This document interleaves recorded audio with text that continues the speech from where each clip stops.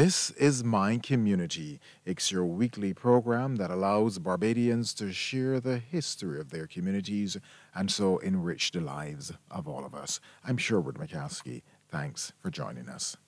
In our last program, 99-year-old Fitzgerald Brereton shared his memories of Draxhall, and that included experiences of Hurricane Janet and the 1937 riots. This week, we return to the northern parish of St. Lucie.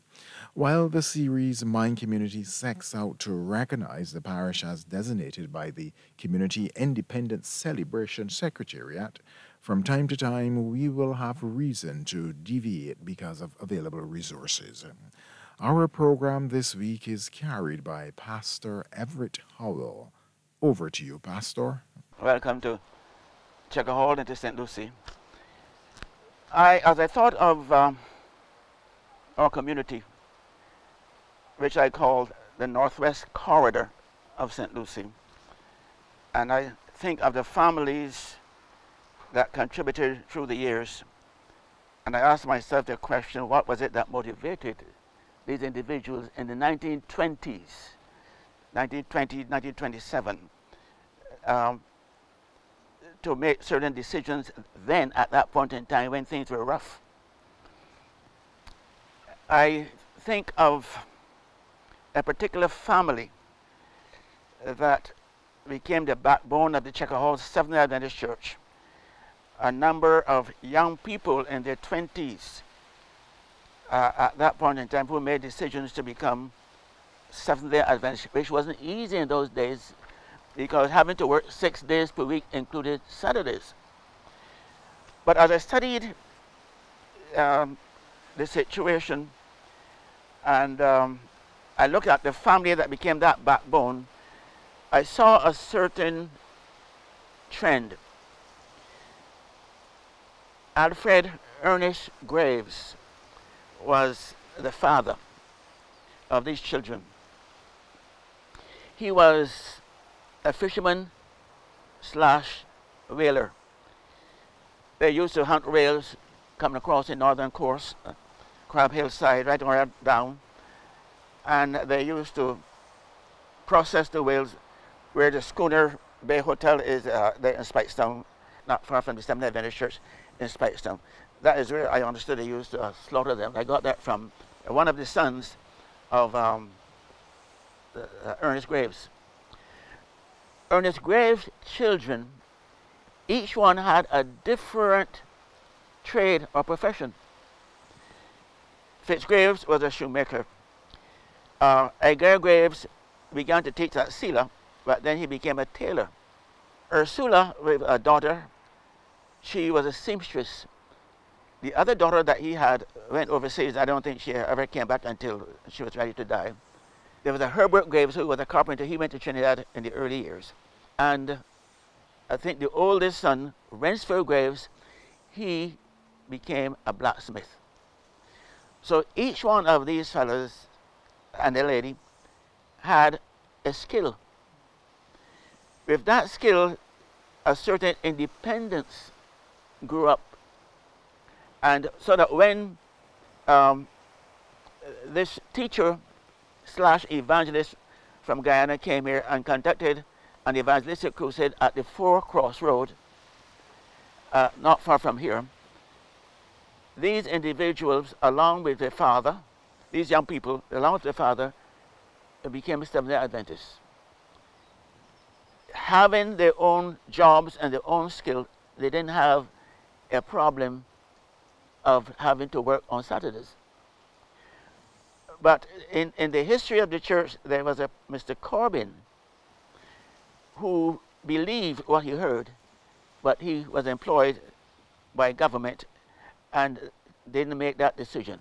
I don't think he ever became a Seventh-day Adventist. So these youngsters became the backbone of the Seventh-day Adventist Church, along with some others, like my father, who was a carpenter, Cecil Howell, and some others, the St. John's, Oliver St. John, and Arthur St. John, and those folk who became members of the Seventh-day Adventist Church and became the backbone. Now, this was so important because These individuals then became key individuals in the parish of St. Lucie, making contributions in so many different ways. They were educators. A number of them became doctors, nurses, teachers, and so forth. I must also mention some earlier folk like John Boyne and Handel Boyne and Oliver St. John.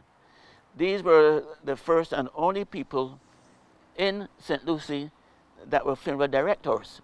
So that came out of that little church there, the Czechoslovak Seventh-day Adventist Church. They were funeral directors. Oliver St. John was a kind of a businessman, a small businessman. He kept a few cows and provided milk for the community. He had a shop and a store that opened except on Saturdays, but they opened Saturday night and serviced the community. And so these individuals service the community and develop an independent spirit. You would hear some historians talk about Barbados and the Commonwealth of St. Lucie. They said that St. Lucie had a different accent, and that was true in days past in Crab Hill and Cornwall Town. You knew that they were from Cornwall Town or Crab Hill because of the accents they placed on certain vowels in their speech. That has all now almost disappeared now, except you listen very, very, very closely. Today, a monument in the yard of the Church of St. Lucie marks the site where the parish school occupied between the years 1880 to 1952. There, a number of boys from the north of the island received their high school education. Pastor Howell was among that number. He now recounts a number of his experiences of the parish school. The parish school was not a modern school with toilets and bathroom facilities for everybody. As far as I can recall, there was only one toilet, and that was mostly for staff.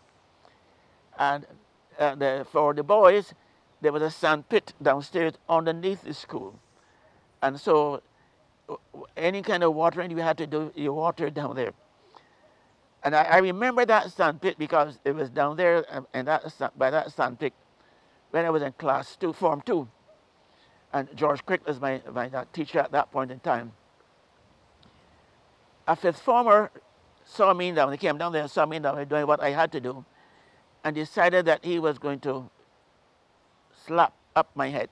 In those days, there was a thing that the senior fifth formers could do to juniors. Initiation, slapping up the head, and especially if you had a new haircut. And so they would stand up one row on one side of the step because it was upstairs, you have to go up the step. One on one side, one on the next. So one fellow here would hit you, and when you turn to see who it was, the next one would hit you until you get up the steps. Anyhow, he came down there and he slapped my head up. I went back up to my form room crying. George Crick asked me what was the problem. I told him, Percy beat me up down there. He put the two names in the book for the headmaster, because the headmaster did the flogging. At the end of the day, the headmaster called Percy and called me. Percy went in. I don't know what Percy told the headmaster, but the headmaster called me and beat me again. I haven't forgotten Percy. I haven't forgotten Percy, and I haven't forgotten that beating that John Smith gave me. John Smith was the principal, the headmaster. He had this attitude that nobody was perfect. So he never gave you full marks. So if he marked you out of 20, he gave you 18 out of 20. Because he said nobody is perfect, so in his mark book, it was always 18 out of 20 if you answered the question. But he taught history. He taught me history in fifth form. But he's only asking you one question. He answers you that one question and you get a naught if you don't answer. So I had a string of naughts. a friend of mine who was my seatmate, he had a string of knots. And so after those knots began to add up, you know you're going to get a beating. So we got that beating. But in those days, fellows used to prepare for the beating. I couldn't prepare because I only had one pair of pants. So I had to wash that on Sundays and get it ready for Monday. And as I was growing, it got tighter and tighter. And so it couldn't hold any. But I knew some fellows who had some good sized pants. And they would borrow book bags, take the books out, and stuff themselves with the books or the book bag and books. And they would walk from the form, and you had to walk through different forms to get to the study. And so all the fellows in the forms, as they passed by, would see all this bulge behind.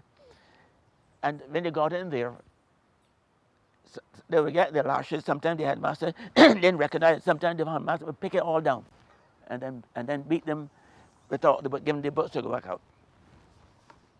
But I can remember two incidents where a fifth former decided, "You're not hitting me again."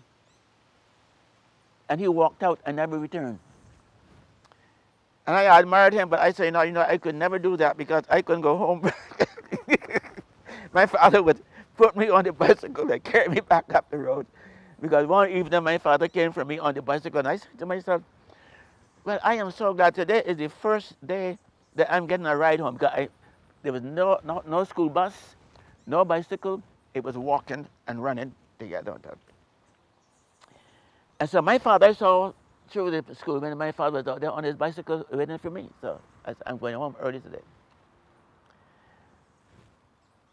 I didn't know that my father had come for me because he figured I had done something wrong. And he couldn't wait for me to come home. What was it that I had done?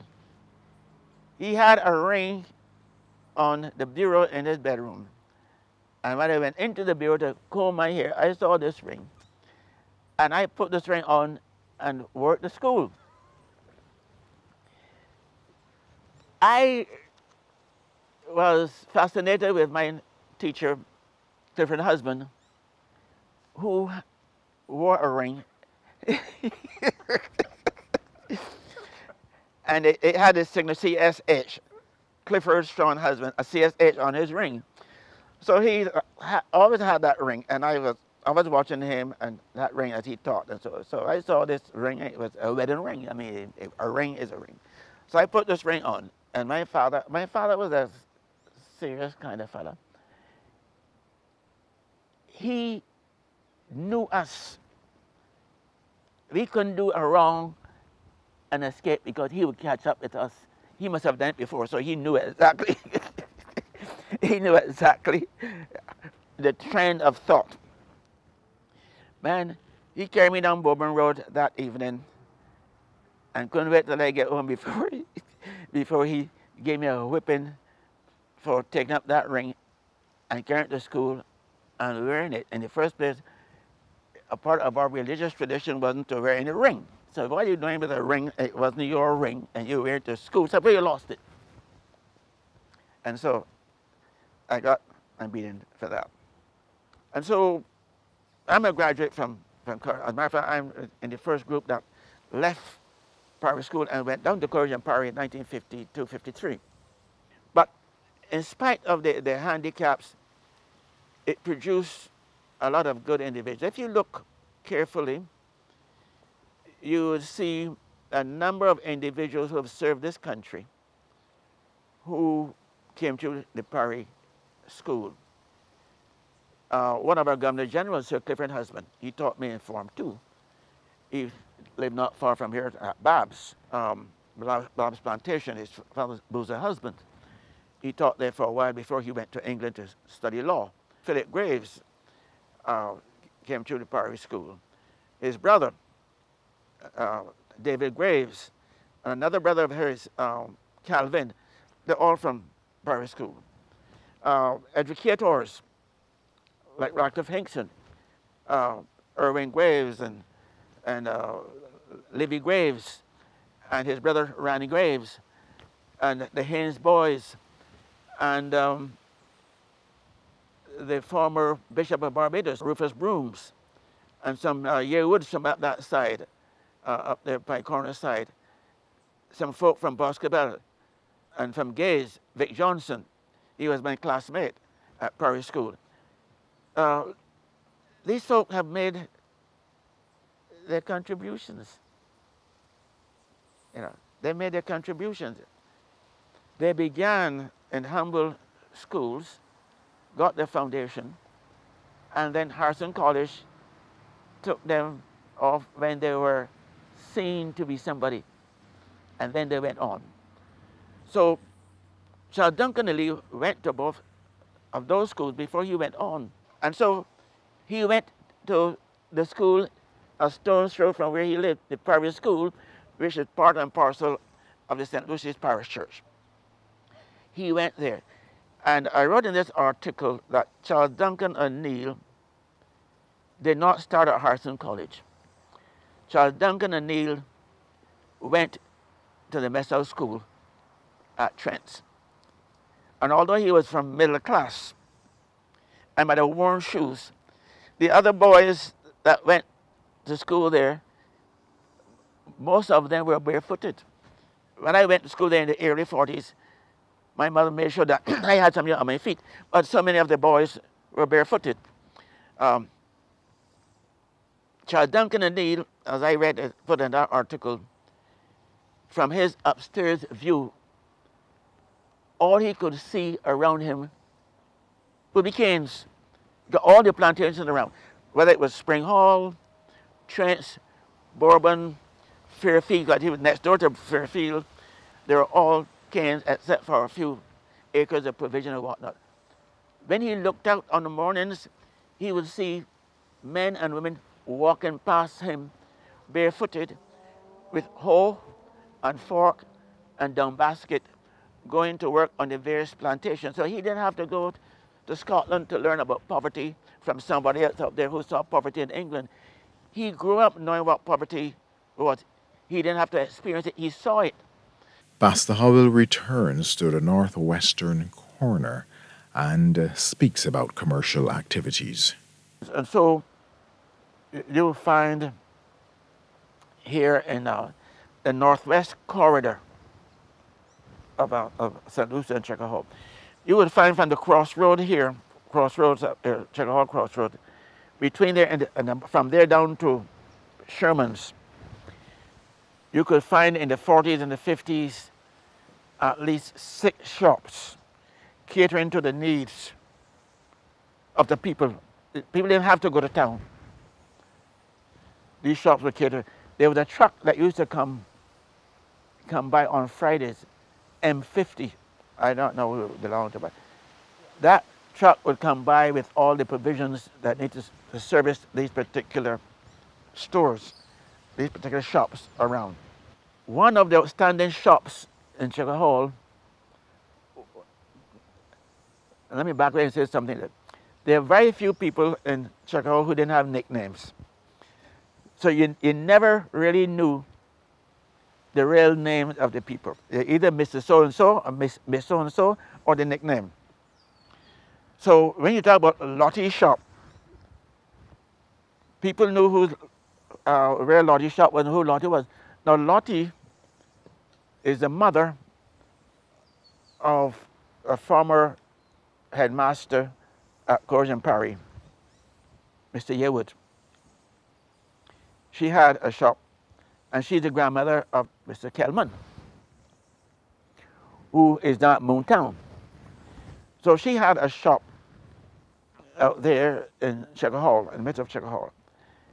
My mother would send me to that shop every Saturday night to shop. She would give me 2 shillings. And those 2 shillings, I knew exactly how to make up the list, what to buy. It was rice, flour, salt, sugar, piece of beef, piece of fish, a box of matches. I would try to make sure that it comes to 47.5 cents, because the other half cent I needed to buy broken biscuits to keep me to walk home. And so that 48 cents to buy groceries for 6 of us, 4 children at that point in time, 2 adults. You had some smaller shop the Peter shop, he said just bread and fish. Then you had Albert Griffith. He had a shop down there in Half Moon Fort too. But I know he used to have other entertainment because I knew that he had a boxing ring upstairs of his shop where folk used to come and box on Saturday night. So he had a different kind of entertainment. St. John, he had a couple of cows providing milk, as I mentioned before. But he also had her car, L110, her car, and he had this store, and then he had the funeral directory. So he was a businessman in his own right, and then he owned land and he owned property. Not far from him, about 30 yards or so, was Ellis store. That is where Moontown is now. Ellis was there with his store. He had his own little grocery there. A part of this self-containment of this corridor was that there was located there at Sherman's, there where the Fishpot restaurant and so forth is there. That was a hardware store. It was operated, at least in the 1940s, operated by a guy named Mr. McGarry. The first time I saw a telephone was there at that store. There, individuals used to make the puncheons, these barrels, these drums for rum and mover. And it was a very interesting thing to go by there from school and to hear them in rhythm, beating the 2 or 3 of them going around beating the brace around their drums to hold them together.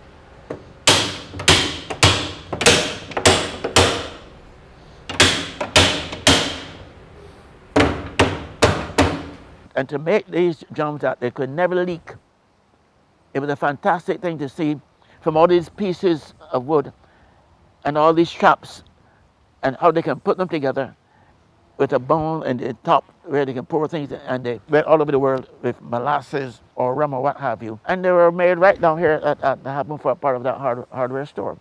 In those days, it seems to me that people were not out to make a profit. People were giving service. So all the shops around had a book where you can trust things, and they trust you and hope that you could pay. But if you didn't pay, they were doing a service. And you found that so many of them never really developed a business from where it was to something else because so many people were indebted to them. You know, so many people were indebted to them. They did a tremendous service. But in those days, to find a cent, you look and look, you could never find a cent. But I used to have my own little kitchen garden. I would plant butter beans, echalot seasoning, and that type of thing, and would sell those type of things. So that kind of helped me to get a little change sometimes, that my own change. I decided, I was about 7 years old, 8 years old at the time. I decided I wanted my own drink. There was a drink called a Crown, a big, tall bottle, red, sparkling drink, a Crown. When you are part of 6 children, 6 brothers and sisters, and there's not much food around, and you're fighting with the birds for apples or pawpaw, whoever gets their first dance, you competing with the birds and that time, and you compete with one another. You never get a whole drink for yourself. So I decided I wanted my own drink for Christmas. So we had this savings plan, the 3 of us had this savings plan. So it took me a whole year to save 8 cents. And the drink was for 7. So I made my target. So I bought my drink from a little shop in the village called Rita's Shop. She sold a sweet drink, and I bought my drink. And I had to drink that before I got home. So I drank it on my own, and Christmas, that was my own Christmas gift. But that simple bit of discipline helped to create in me the desire to save a little from whatever little you had. And perhaps this is not about me, but it is a part of my story to be able to save a little, have a goal, have a dream, and work and save toward that. And so my conclusion is that poverty is not our worst handicap. Laziness is worse. If you know how to cut and contrive, as my mother would say, save a little for a rainy day, plan ahead, you can achieve a lot by small incremental planning and saving and working a little bit at a time. And don't mind what anybody is saying, you have a goal, you have a plan. If you have a plan and you're working toward that plan, you will succeed. If you don't have a plan, money will disappear and you still don't have anything. My father had 2 acres of land. Nobody worked it but himself and his children. So we got up early in the morning, we cut cane. When I left here to go to college, the last thing I did this Sunday was to cut a lot of canes. And we had to head them out before the shots used to go in the ground, because when they had cane holes, the shots didn't go in the ground. So you had to head the canes from wherever they were out to where the shots could get them. But after we began to make these furrows and whatnot, and shots could go into the ground, it was easier then for the shots to go into the thing. But in those days, a part of the community was drays. You had mules or drays. My father had a dray and a donkey. And so when we, all Sunday we would cut, from 5 o'clock Sunday morning we'd be cutting canes and heading them out and then loading them up Sunday afternoon.